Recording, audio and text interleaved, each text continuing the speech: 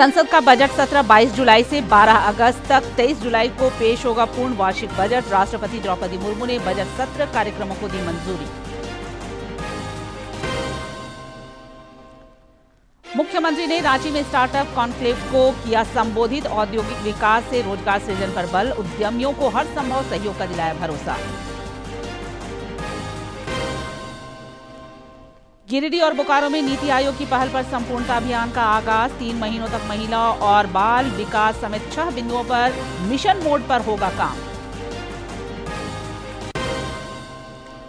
और नेत्रदान के साथ भगवान जगन्नाथ ने भक्तों को दिया दर्शन। कल रांची में ऐतिहासिक रथ यात्रा। डीसी और एसपी ने तैयारियों का लिया जायजा, दिए आवश्यक निर्देश।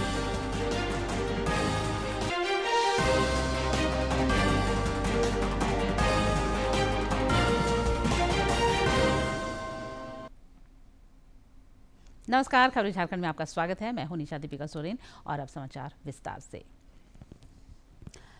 प्रधानमंत्री नरेंद्र मोदी 8 से 10 जुलाई के बीच रूस और ऑस्ट्रेलिया की आधिकारिक यात्रा पर रहेंगे। इस दौरान 8 और 9 जुलाई को वे भारत रूस शिखर सम्मेलन में हिस्सा लेंगे। इसके बाद वे ऑस्ट्रेलिया रवाना होंगे।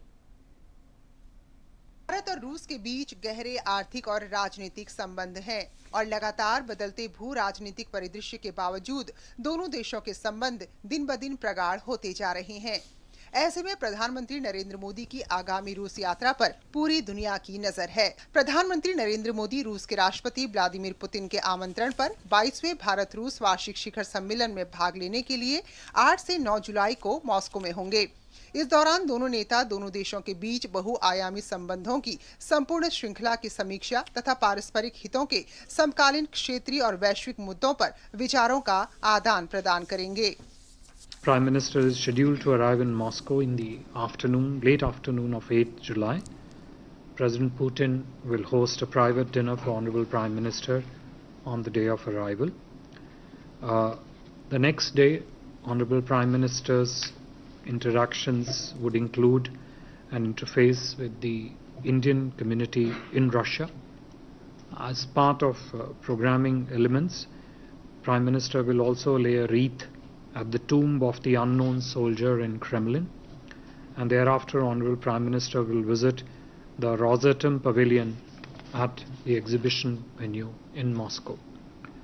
These engagements will be followed by a restricted level talk between the two leaders, which will then be followed by delegation level talks led by Honorable Prime Minister and the Russian President. Honorable Prime Minister will depart Moscow for Vienna in the afternoon of 9 July. Bharat और रूस के बीच रणनीतिक साझेदारी पारंपरिक सैन्य और ऊर्जा क्षेत्रों के अलावा अन्य क्षेत्रों में भी बढ़ी है। रूस ने शंघाई सहयोग संगठन में भारत की सदस्यता का समर्थन और संयुक्त राष्ट्र सुरक्षा परिषद में शामिल करने का आह्वान भी किया। वहीं भारत अपनी रणनीति में रूस को एक महत्वपूर्ण भागीदार के रूप में महत्व देता आया है। India-Russia bilateral trade has seen a sharp increase in 2023-24. It has since touched close to $65 billion, primarily due to strong energy cooperation between India and Russia. With Indian exports of $4 billion and Indian imports being close to $60 billion, trade remains imbalanced, which is a matter of priority in our discussions with the Russian side. रूस की यात्रा के बाद प्रधानमंत्री Austria के दौरे पर जाएंगे। बीते 41 वर्षों में किसी भारतीय प्रधानमंत्री की ऑस्ट्रिया की पहली यात्रा के दौरान प्रधानमंत्री नरेंद्र मोदी यहां उद्योगपतियों को भी संबोधित करेंगे। India and Austria had also signed a comprehensive migration and mobility agreement in May last year, and both sides will continue to work closely to expand and explore new areas of bilateral partnership. The visit, we are confident, will allow us to discuss various areas of importance in bilateral engagement, as also issues of regional and global importance of mutual interest, and help broaden the scope of our partnership. प्रधानमंत्री का रूस और Austria दौरा वैश्विक स्तर पर कई मायनों में बेहद अहम माना जा रहा है। जेसिका तनेजा के साथ ब्यूरो रिपोर्ट, डीडी न्यूज। संसद का बजट सत्र 22 जुलाई से 12 अगस्त तक चलेगा। केंद्रीय वित्त मंत्री निर्मला सीतारमण 23 जुलाई को पूर्ण वार्षिक बजट पेश करेंगी। राष्ट्रपति द्रौपदी मुर्मू ने बजट सत्र कार्यक्रमों को मंजूरी प्रदान कर दी है। संसद का बजट सत्र 22 जुलाई से शुरू होगा, इस बात की जानकारी अभी सामने आई है। और अब बजट सत्र 22 जुलाई से शुरू होगा और 12 अगस्त तक चलेगा संसद का सत्र। तो बजट सत्र अपने आप में पूर्णकालिक बजट आएगा, इसमें ये महत्वपूर्ण अपने आप में होगा। और 23 जुलाई को लोकसभा में पेश किया जाएगा बजट। ये अपने आप में इस वक्त की बड़ी खबर है। हमारे सहयोगी कुमार आलोक इस खबर पर अधिक बातचीत के लिए हमारे साथ मौजूद हैं। कुमार, अपने आप में सभी को तारीखों का इंतजार था, क्योंकि चुनाव के चलते पूर्णकालिक बजट नहीं आया था। अब एक तरीके से 23 तारीख को देश को पूर्णकालिक बजट। मुख्यमंत्री हेमंत सोरेन ने आज रांची में चैम्बर ऑफ कॉमर्स द्वारा आयोजित सृजन स्टार्टअप कॉन्क्लेव को आयोजित किया और औद्योगिक विकास के माध्यम से अधिक रोजगार सृजन पर जोर दिया। मुख्यमंत्री ने कहा कि युवा स्टार्टअप शुरू करें, सरकार पूरा सहयोग करेगी। मुख्यमंत्री हेमंत सोरेन ने आज रांची में federation of Jharkhand chamber of commerce and industries द्वारा आयोजित सृजन स्टार्टअप कॉन्क्लेव को संबोधित किया। इस दौरान उन्होंने संबोधन में श्री सोरेन से औद्योगिक विकास के माध्यम से रोजगार सृजन पर बल दिया कि हमारे झारखंड राज्य में अवस्थित जितने भी उद्योग हैं और आने वाले उद्योग हैं जिनके बारे में हम चर्चा विचार कर रहे हैं, इन सब के प्रति हमारी बिल्कुल सकारात्मक सोच है और रोजगार सृजन की व्यवस्थाएं स्थापित हों। मुख्यमंत्री ने कहा है कि सामूहिक प्रयास से ही व्यवस्थाएं बेहतर तरीके से काम करती हैं। उन्होंने Jharkhand chamber of commerce and industries के साथ मिलकर काम करने की इच्छा जताई ताकि राज्य के विकास को नया आयाम दिया जा सके। तो मुझे बिल्कुल इस बात को कहने में कोई गुरेज नहीं है कि आपके साथ मिलकर इस राज्य के सर्वांगीण विकास की जो रास्ते हैं उसको तय करने का हमारा भी एक उद्देश्य है। श्री सोरेन ने कहा कि देश के नीति निर्धारकों ने झारखंड के विकास को हमेशा केंद्र में रखा, लेकिन फिर भी विकास के अपेक्षित लक्ष्यों की प्राप्ति नहीं हो सकी। उन्होंने कहा कि फिर से इसे पटरी पर लाने के लिए सरकार प्रयासरत है। सरकार इस काम में उद्यमियों को हर संभव सहायता देने को तैयार है। तो मैं ये चाहता हूं कि हम ऐसी नींव डालें जिसकी उम्र पीढ़ी दर पीढ़ी उसका लाभ ले पाए। तो इसलिए आप लोगों के साथ बिल्कुल सरकार सकारात्मक भूमिका में रहेगी और आप अधिक से अधिक लोगों को रोजगार सृजन पर जो आपके सुझाव भी होंगे, जो भी सरकार का सहयोग होगा, वो निश्चित रूप से सरकार प्रदान करेगी। वित्त मंत्री रामेश्वर उरांव, राज्यसभा सांसद महुआ मांझी, चैम्बर ऑफ कॉमर्स के पदाधिकारियों और उद्योग तथा स्टार्टअप के क्षेत्र की कई प्रमुख हस्तियां मौजूद थीं। रांची से आसिम की रिपोर्ट। मुख्यमंत्री हेमंत सोरेन से आज रांची में झारखंड लोक सेवा आयोग की सदस्य डॉक्टर अजीता भट्टाचार्य ने मुलाकात की। यह मुख्यमंत्री से उनकी शिष्टाचार मुलाकात थी। झारखंड समेत देश भर में आज भारतीय जनसंघ के संस्थापक, महान शिक्षाविद और राष्ट्रभक्त डॉक्टर श्यामा प्रसाद मुखर्जी को उनकी जयंती पर विनीत श्रद्धांजलि अर्पित की गई। केंद्रीय मंत्री अन्नपूर्णा देवी के कोडरमा अंतर्गत चाराडीह स्थित आवास में जयंती समारोह संगोष्ठी का आयोजन हुआ। इस दौरान केंद्रीय मंत्री ने डॉक्टर श्यामा प्रसाद के आदर्शों को आत्मसात करने की अपील की। मौके पर मौजूद नेताओं और कार्यकर्ताओं ने उनके पद चिन्हों पर चलने की शपथ भी ली। इस दौरान केंद्रीय मंत्री ने राज्य में नेतृत्व परिवर्तन पर भी महागठबंधन सरकार पर निशाना साधा। प्रेरणा के साथ हमें भी राष्ट्र के लिए काम करना है, राष्ट्र देशभक्ति के लिए काम करना। राष्ट्रीय प्रथा आज उनके 124वें जन्म जयंती के अवसर पर उन्हें नमन भी करते हैं और सभी ने उनको श्रद्धांजलि दिया। चंपई सोरेन जी बहुत ही पुराने गुरुजी के समय के उनके साथी रहे हैं और बहुत ईमानदारी के साथ वो पार्टी के साथ वो जुड़े रहे और जिस तरह से तुरंत में उनको दूध के मक्खी की तरह उठा के फेंका गया, निश्चित रूप से लोगों को काफी आहत। भाजपा के प्रदेश अध्यक्ष बाबूलाल मरांडी ने भी हजारीबाग में आज पार्टी के अभिनंदन सह विजय संकल्प सभा के दौरान डॉक्टर श्यामा प्रसाद मुखर्जी के चित्र पर श्रद्धा सुमन अर्पित कर उन्हें श्रद्धांजलि अर्पित की। इस दौरान भाजपा प्रदेश अध्यक्ष ने बूथ अध्यक्षों को सम्मानित किया। कार्यक्रम को संबोधित करते हुए श्री मरांडी ने संगठन की मजबूती पर जोर दिया। इस अवसर पर राज्यसभा सांसद दीपक प्रकाश, स्थानीय सांसद मनीष जायसवाल सहित पार्टी के पदाधिकारी और कार्यकर्ता मौजूद थे। रक्षा राज्य मंत्री सह रांची के सांसद संजय सेठ 4 दिवसीय झारखंड दौरे के क्रम में आज रांची आ रहे हैं। रांची प्रवास के क्रम में श्री सेठ विभिन्न कार्यक्रमों में हिस्सा लेंगे। वे कल रांची के ऐतिहासिक रथ यात्रा में भी शामिल होंगे और रातू रोड में निर्माणाधीन एलिवेटेड कॉरिडोर का निरीक्षण करेंगे तथा 8 जुलाई को सरायकेला खरसावां में विभिन्न कार्यक्रमों में शामिल होंगे। रक्षा राज्य मंत्री 9 जुलाई को रिम्स शासी परिषद की बैठक में हिस्सा लेंगे। इसी दिन केंद्रीय मंत्री मनोहर लाल खट्टर का रांची आगमन होना है। श्री सेठ उनका हवाई अड्डे पर स्वागत करेंगे। रक्षा राज्य मंत्री रिम्स में नवनिर्मित विश्राम गृह के उद्घाटन समारोह में भी शिरकत करेंगे। 10 जुलाई को श्री सेठ के राज्यपाल से मुलाकात का कार्यक्रम है तथा उसी दिन वे दिल्ली के लिए भी प्रस्थान कर जाएंगे। गोड्डा के भाजपा सांसद निशिकांत दुबे ने राज्य में घुसपैठ और आदिवासियों की घटती जनसंख्या पर चिंता जताई है। साथ ही देश के कुछ चिन्हित संसदीय क्षेत्रों में नमो भवन निर्माण का ऐलान किया है। गोड्डा के भाजपा सांसद निशिकांत दुबे ने देवघर में पत्रकारों से बातचीत करते हुए कहा कि जिन लोकसभा क्षेत्रों में भारतीय जनता पार्टी को 60% से ज्यादा मत मिले हैं, वहां पर 50 लाख से 1 करोड़ की लागत से नमो भवन बनाया जाएगा।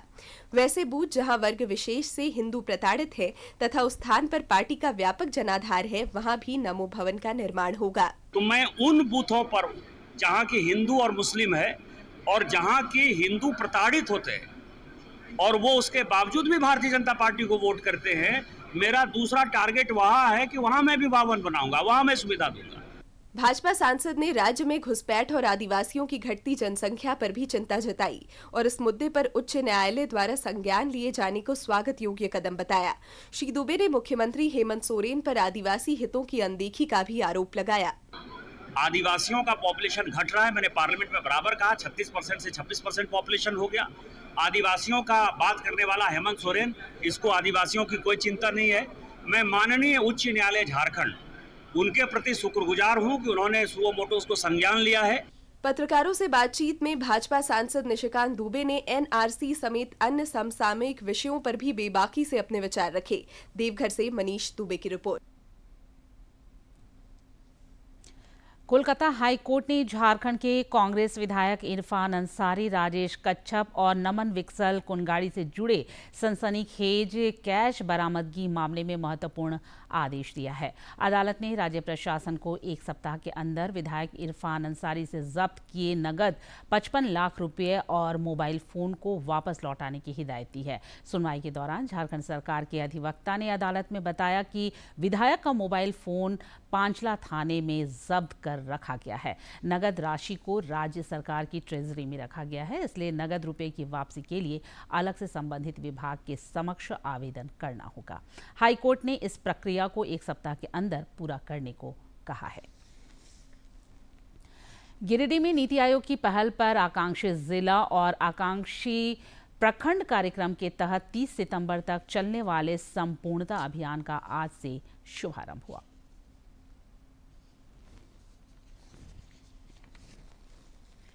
केंद्र सरकार आकांक्षी जिलों के विकास के लिए सतत प्रयत्नशील है।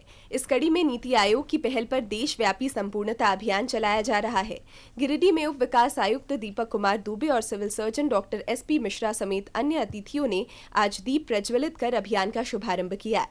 इस मौके पर उप विकास आयुक्त ने बताया कि अभियान में महिलाओं और बच्चों के सर्वांगीण विकास समेत 6 बिंदुओं पर विशेष तौर पर ध्यान केंद्रित किया जाएगा। में अगले 3 महीनों में 6 पैरामीटर्स जो डिस्ट्रिक्ट लेवल पे और जो ब्लॉक लेवल पे आइडेंटिफाइड है, उसमें फोकस्ड अप्रोच पे प्रगति लाई जाएगी। वहीं civil surgeon doctor SP Mishra ने बताया कि पहली बार मां बनने वाली महिलाओं के लिए संपूर्णता अभियान के तहत अस्पतालों में विशेष जांच की सुविधा उपलब्ध होगी। साथ ही अन्य विषयों पर लक्ष्य अनुरूप काम किया जाएगा। एक गर्भवती महिला के पास फर्स्ट ट्राइमेस्टर में पहुंच सकते हैं और उनका एनसी कार्ड बनवा सकते हैं। उनकी प्रॉपर जांच कराई जा सकती है। इसके लिए आंगनवाड़ी है या मोबाइल टीम है या फिर ये जो हमारे CHC है PHC है उसमें उनको ये एनसी कराया जा सकता है। 3 महीने तक चलने वाले इस अभियान को सफलीभूत करने के लिए उपस्थित लोगों को शपथ भी दिलाई गई। गिरिडीह से रमेश प्रभाकर की रिपोर्ट। इधर बोकारो में भी नीति आयोग द्वारा स्वास्थ्य, पोषण, कृषि, सामाजिक विकास और शिक्षा जैसे विषयों को लेकर संपूर्णता अभियान शुरू किया गया है, जो 30 सितंबर तक चलेगा। इस सिलसिले में आयोजित कार्यक्रम में उपायुक्त विजया जाधव, उप विकास आयुक्त गिरिजा शंकर प्रसाद और नीति आयोग के प्रतिनिधियों ने भी हिस्सा लिया।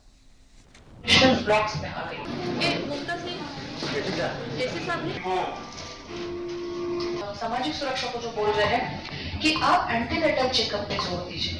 एंटीनेटल चेकअप में आपके लिए जो सबसे प्रभावी जो एम है, जो अभी एंटीनेटल चेकअप करना है, ये आइडियल सिचुएशन को हम जब प्रैक्टिकलिटी में उतारते हैं तो वो कहाँ डाउन होता है? VHS-NT में डाउन होता है। VHS-NT के लिए क्या होना चाहिए? रोस्टर क्लियरेंस होना चाहिए। आपका रोस्टर आज 6 तारीख निकल गई है मगर जिले का रोस्टर क्लियर नहीं है। 3 महीने के मिशन मोड की घड़ी शुरू हो चुकी। उधर कोडरमा के जयनगर प्रखंड सभागार में आकांक्षी प्रखंड कार्यक्रम के तहत संपूर्णता अभियान का उप विकास आयुक्त ऋतुराज की मौजूदगी में शुभारंभ हुआ। इस उपलक्ष्य में स्कूली बच्चों द्वारा प्रभात फेरी भी निकाली गई। कार्यक्रम में प्रखंड विकास पदाधिकारी ने संपूर्णता अभियान के 6 विशेष बिंदुओं की जानकारी दी और महिला, बाल विकास तथा पोषण जैसे मुद्दों पर बेहतर तरीके से काम करने की प्रतिबद्धता दोहराई। नीट यूजी की परीक्षा में पास विद्यार्थियों को मेडिकल कॉलेजों में नामांकन कराने के लिए अभी और इंतजार करना होगा। आज से शुरू होने वाली नीट यूजी की काउंसिल को अगले आदेश तक के लिए स्थगित कर दिया गया है। पहले जारी कैलेंडर के मुताबिक मेडिकल काउंसलिंग कमेटी द्वारा 6 जुलाई से काउंसलिंग होनी थी, जिसे अगले आदेश तक स्थगित कर दिया गया है। नीट यूजी परीक्षा 2024 शुरू से ही सुर्खियों में बना हुआ है। एनटीए द्वारा 5 मई को आयोजित की गई नीट यूजी परीक्षा के रिजल्ट आने के बाद विवाद शुरू हो गया। कई सेंटर्स से पेपर लीक होने की खबर सामने आई थी। इसके बाद यह मामला सुप्रीम कोर्ट में पहुंचा और सुप्रीम कोर्ट के आदेश पर 23 जून को नीट यूजी की री एग्ज़ाम कराया गया, जिसमें 1563 छात्रों में से केवल 813 छात्रों ने री एग्ज़ाम दिया। इसके साथ ही नीट यूजी 2024 में टॉपर्स की संख्या 67 से घटकर 61 हो गई। अब छात्रों को काउंसलिंग का इंतजार है। इस बीच नीट यूजी परीक्षा देने वाले कई छात्रों ने इसे रद्द करवाने की याचिका सुप्रीम कोर्ट में दाखिल की है, जिसके जवाब में केंद्र सरकार ने सुप्रीम कोर्ट में नीट यूजी 2024 को लेकर एक एफिडेविट दायर किया है, जिसमें केंद्र सरकार ने कहा है कि पूरी परीक्षा रद्द करना लाखों ईमानदार छात्रों के साथ नाइंसाफी होगी, जिन्होंने यह परीक्षा अपनी मेहनत के साथ पास की है। केंद्र सरकार ने अपने हलफनामे में कहा कि जब तक नीट यूजी 2024 परीक्षा के गोपनीयता के उल्लंघन का कोई प्रमाण नहीं मिलता, तब तक पूरी परीक्षा और घोषित परिणामों को रद्द करना तर्कसंगत नहीं होगा। केंद्रीय गृह सह सहकारिता मंत्री अमित शाह ने कहा है कि सरकार अगले 5 वर्षों में लगभग 2 लाख ग्राम पंचायतों में बहुउद्देशीय प्राथमिक कृषि ऋण सोसाइटी पैक्स की स्थापना करेगी। इन पैक्सों की स्थापना उन ग्राम पंचायतों में की जाएगी जो अभी तक सहकारिता क्षेत्र से बाहर हैं। श्री शाह ने 102वें अंतर्राष्ट्रीय सहकारिता दिवस के अवसर पर गांधीनगर के महात्मा मंदिर में आयोजित सहकार से समृद्धि कार्यक्रम के दौरान इस आशय की घोषणा की। 2 लाख पंचायतें ऐसी हैं जहां एक भी कोऑपरेटिव संस्था नहीं है। हमने लक्ष्य रखा है अगले 5 साल में ये 2 लाख पंचायतों में मल्टीपर्पज पैक्स बनाने का काम हम सब साथ में मिलकर करेंगे। यहाँ डिस्ट्रिक्ट कोऑपरेटिव बैंक के चेयरमैन को भी मैं देखता हूं, भैया इलेक्शन का विचार मत करना कि नए गांवों में पैक्स बनेंगे तो आपको चुनेंगे या नहीं चुनेंगे। आपके भाग्य में नहीं है तो इतने पैक्स भी आपको हरा सकते हैं। हमने कोऑपरेटिव मूवमेंट की सोचनी चाहिए। अगर आप कोऑपरेटिव मूवमेंट को मजबूत करोगे तो सारे कोऑपरेटिव मूवमेंट के साथ जुड़े हुए किसान आपको बार बार चुनकर लाएंगे और फिर से एक बार सेवा करने का मौका। कृषि विज्ञान केंद्र गढ़वा में संकुल प्रदर्शन अंतर्गत मूंगफली और तिलहन दलहन की खेती पर किसानों को वैज्ञानिकों के द्वारा 2 दिवसीय प्रशिक्षण दिया गया। कृषि प्रक्षेत्र के विकास के लिए राज्य में लगातार प्रयास हो रहे हैं। इस कड़ी में गढ़वा में किसानों को मूंगफली और तिलहन दलहन की खेती पर 2 दिवसीय प्रशिक्षण दिया गया। इस दौरान कृषि विज्ञान केंद्र के प्रधान वैज्ञानिक अशोक कुमार सिंह ने कहा कि टाण भूमि पर किसान वैज्ञानिक आधार पर मूंगफली और तिलहन दलहन की खेती कर अपनी आमदनी को बढ़ा सकते हैं। मूंगफली की उन्नत खेती कैसे करें किसानों को बताया जा रहा है और साथ ही साथ उन्नत प्रभेद मूंगफली के उनको दिए जा रहे हैं। उन्होंने बताया कि केंद्र सरकार द्वारा किसानों को प्रशिक्षण के साथ ही उन्हें मूंगफली के बीज भी निःशुल्क प्रदान किए जा रहे हैं। अलग अलग क्लस्टर बनाकर हम लोग इसका प्रशिक्षण भी कर रहे हैं किसानों के यहाँ और उसी अंतर्गत किसानों को बुलाकर आज प्रशिक्षण दिया गया। वहीं किसान शिवनाथ मेहता और चंचल देवी ने प्रशिक्षण कार्यक्रम की सराहना की और इसके लिए सरकार का आभार जताया। तिल के सबके बीज मिलत बा उहे सब ले लिया एकरा से बहुत फायदा हो लाभ हो के से हमन के खेत में पैदा भी बेसी हो उनकी आमदनी भी बढ़ी। राज्य में कृषि विकास की असीम संभावना है। आवश्यकता है किसानों को उन्नत कृषि तकनीकों से अवगत कराते हुए उन्हें इस काम में प्रोत्साहित किया जाए। गढ़वा से विजेंद्र तिवारी की रिपोर्ट। देश भर में 1 जुलाई से 3 नए आपराधिक कानून लागू हो गए हैं। झारखंड उच्च न्यायालय के अधिवक्ता अरविंद कुमार झा ने बताया कि भारतीय न्याय संहिता, भारतीय नागरिक सुरक्षा संहिता और भारतीय साक्ष्य संहिता को सरल और सहज बनाया गया है ताकि कानून की जटिलताओं को दूर किया जा सके। अंग्रेजों के जमाना लगभग 150 साल पुराने यह कानून बना गया था जो अंग्रेजों ने बनाया था। अंग्रेज जब भी बनाया था वो कानून जो था दंड पे ज्यादातर जोर दिया जाता था। किसी भी अपराधी को दंड दे के उसको सजा दिया जाता था। लेकिन अभी जो 3 नए कानून बनाए गए हैं वो जो है सो न्याय पे है, न्याय बेस कानून बनाया गया। इसमें जो है न्याय पे ज्यादा जोर दिया गया कि आम पब्लिक जो नागरिक है उसको किस तरह से न्याय मिले। इसमें जो है भारतीय साक्ष्य अधिनियम, भारतीय नागरिक सुरक्षा संहिता और भारतीय न्याय संहिता, ये तीनों कानून जो है सो बनाए गए हैं। इसमें जो है सो एक अभी जो है सो एक 0 FIR ये है। तो 0 FIR में पहले जो अगर किसी भी नागरिक के अगर केस करना होता था, जिस थाने में से वो बिलोंग करता है, जिस थाना क्षेत्र से वो रहता था, वहीं पे जाकर उसको केस करना पड़ता था। अभी जो है सर ऑल ओवर इंडिया कहीं भी वो केस कर सकता। इधर रांची रेलवे सुरक्षा बल ने मोबाइल संज्ञान ऐप लॉन्च किया है। 3 नए आपराधिक कानूनों के संबंध में जागरूकता बढ़ाने के लिए इसे RPF तकनीकी टीम के द्वारा तैयार किया गया है। इतना ही नहीं, RPF के संदर्भ में भी यह ऐप नए कानूनों की प्रासंगिकता पर प्रकाश डालता है।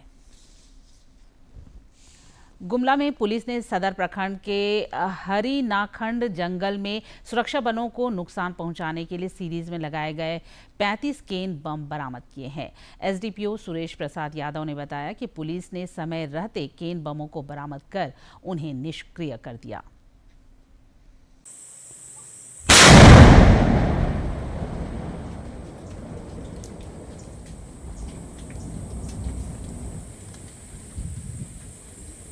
उसके बाद इसकी सूचना वरीय पदाधिकारी को देते हुए BDTS टीम को बुलाया गया और जिसमें 35 ये केन बम प्लांटेड था, जिसको बहुत ही सुरक्षा के दृष्टिकोण से उसको डिफ्यूज करने का प्रयास हम लोग कर रहे हैं और साथ ही साथ उसका जो उद्देश्य था माओवादी का कि हमारे जो ट्रूप्स को उसको नुकसान पहुँचाने का। एकांतवास में 15 दिन रहने के बाद भगवान जगन्नाथ ने आज नेत्रदान के साथ भक्तों को दर्शन दिए। इस मौके पर 108 दीपों से उनकी मंगल आरती हुई, साथ ही अन्य अनुष्ठान संपन्न हुए। कल रांची में ऐतिहासिक रथ यात्रा मेला का आयोजन होगा जो अगले 9 दिनों तक चलेगा। इधर रांची के उपायुक्त राहुल कुमार सिन्हा और वरीय पुलिस अधीक्षक चंदन सिन्हा ने ऐतिहासिक जगन्नाथ रथ यात्रा मेला की तैयारियों का आज जायजा लिया और आवश्यक निर्देश दिए। यात्रा प्रारंभ की जाएगी पूरे विधि विधान के साथ गणमान्य अतिथियों की उपस्थिति में संपन्न होगा और इसके बाद फिर अपने नियत समय पर यहाँ से प्रस्थान कराकर यहाँ पे मौसी बाड़ी लगाने का कार्यक्रम रहेगा। इस दरमियान इस पूरे रास्ते तक में सुरक्षा चाक चौबंद तरीके से अपनाई जा रही है और जगह जगह पर पर्याप्त मात्रा में पुलिस और मैजिस्ट्रेट्स का डिप्लॉयमेंट किया जा रहा है। पुलिस बल जो है वॉच टावर्स पे डिप्लॉय किए गए हैं, सिविल को डिप्लॉय किए गए हैं और सबसे इम्पोर्टेंट है पेट्रोलिंग। पूरे एरिया का पेरीमीटर पेट्रोलिंग लगातार पुलिस करेगी जब तक ये मेला चलेगा। सबके लिए डिप्लॉयमेंट ऑर्डर निकला हुआ, मजिस्ट्रेट और पुलिस अफसर डिप्लॉय किए गए, समझो सारी व्यवस्था। जानते हैं मौसम का हाल।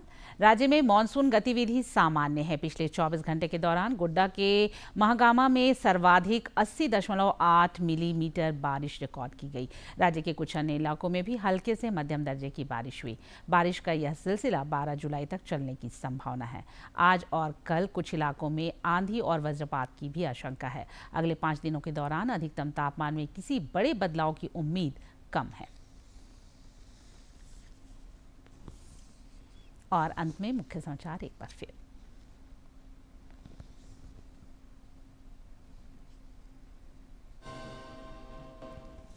संसद का बजट सत्र 22 जुलाई से 12 अगस्त तक। 23 जुलाई को पेश होगा पूर्ण वार्षिक बजट।